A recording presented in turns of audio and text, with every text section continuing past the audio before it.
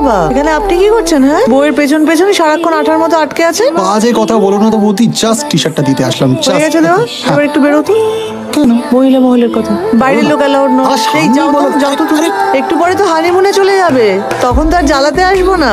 শোন, হানিমুনে গিয়ে কিন্তু বেশি এদিক ওদিক ঘুরতে যেতে হবে না, ঘরেই থাকবি, একে অপরকে ভালো করে বুঝানি, ঠিক আছে? গল্প করবি খুব। আর আমি না তোকেই তুমি আর বলতে পারছি না, তুই করেই বলবো। ওকে, এটা ধরো। এই সব নিয়েছিস তো, শ্যাম্পু ক্রিম সব নিয়েছিস? এই শাড়িগুলো কি নিবি নন্দিনী? শাড়ি নিচ্ছিস, আর কিছু নিবি না? এটা কি দেখ না খুলে।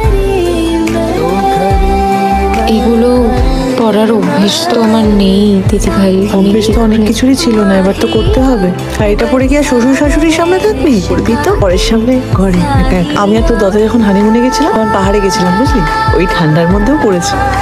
বৌমা, হলো তোমাদের? হ্যাঁ মা, এই তো দে, এটা ঢোকা, এই খাপটায় রাখলাম। হ্যাঁ।